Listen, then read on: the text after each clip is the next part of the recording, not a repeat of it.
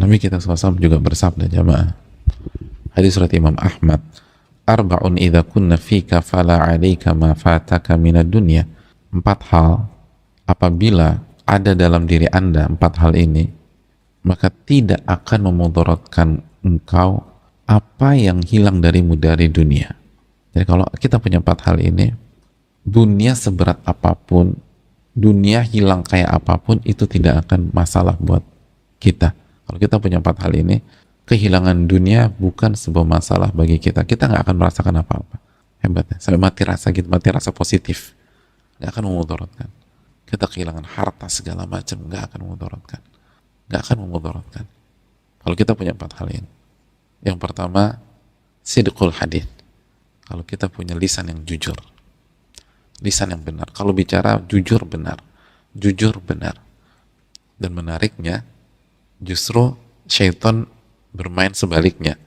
Bohong aja biar kamu nggak kehilangan dunia, kan gitu ya. Kita kenapa sih disuruh kenapa sih kita diprovok bohong? Kalau jujur nanti kamu kehilangan itu. Dan kehilangan itu tak apa? Kehilangan surga? Bukan kan? Kehilangan dunia. Dunia dalam bentuk barang, atau dapat harga yang murah misalnya, atau kehilangan suami, kehilangan istri, kehilangan macam-macam lah dari dunia itu. Udah bohong aja. Istri telat pulang, bohong. Kenapa bohong? Nanti kamu kehilangan kasih sayang suami, nanti dia marah kalau kamu ngomong jujur. Jadi bohong biar dapat kasih sayang suami, dan kasih sayang suami kan dunia. Padahal justru sebaliknya, Anda harus jujur. Kalau jujur Anda akan dapat ketenangan. Sidqul hadith, jujur. Yang kedua, wahifdzul amanah, dan menjaga amanat. Menjaga amanat. Ini menjaga amanat. Tunaikan hak orang, itu kan amanat. Tunaikan hak orang itu amanat.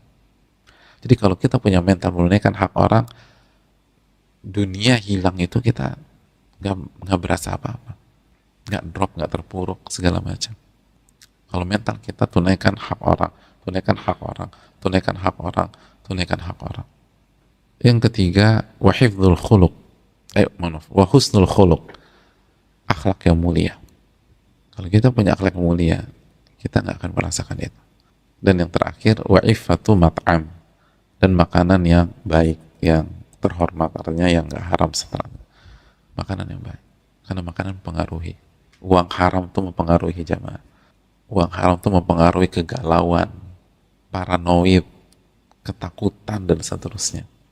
Itu jangan pernah lupa. Jadi kalau kita dikasih tahu bahwa yang pekerjaan kita haram, itu bersyukur sama Allah, lalu bersyukur sama ustadznya, karena itu kuncinya. Kita nggak tenang, kita ketakutan, kita galau ketika ada sesuatu. Ini yang perlu kita camkan. Dan poinnya adalah hifdzul amanah, amanat. Nah, Nabi SAW diamanati emas, itu kan amanah, dan beliau berusaha menunaikan. Makanya lihat, ketika beliau memiliki empat hal ini, mau ujian kayak apa, Nabi tetap tenang jemaah. Beliau harus hijrah dari Mekah, tanah airnya tenang beliau. Beliau dikepung di Gua Thaur, tenang. Bahkan beliau tenangkan Abu Bakar, la tahzan innallaha ma'ana. Abu Bakar jangan sedih, Allah itu bersama kita. Tunaikan hak orang, jangan pikir hak kita. Atau jealous karena hak, enggak. Adik kakak misalnya, kok abang terus yang dikasih, aku mana? Aku kan juga punya hak. Nah, aku kan punya hak. Itu yang membuat kita galau. Makanya sekali lagi, kalau udah itu jebakan syaitan jamaah, membuat kita nggak bahagia, nggak tenang, dan stres, bahkan hancur. Karena mikirin, hak aku mana? Hak tuh aman. Kalau nggak dapat di dunia, dapat di akhirat, clear.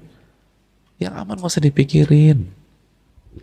Hak kita udah aman, kata Allah. Hak aman. Nanti di akhirat dikasih semua sama Allah. Yang belum aman, hak orang lain, yang menjadi tanggung jawab kita dan kewajiban kita, itu yang belum aman. Hak kita aman. Setiap hari, setiap saat mikirin hak terus, ya itu salah, polanya salah. Akhirnya galau, sedih, cemburu. Itu kan poin-poinnya di sana.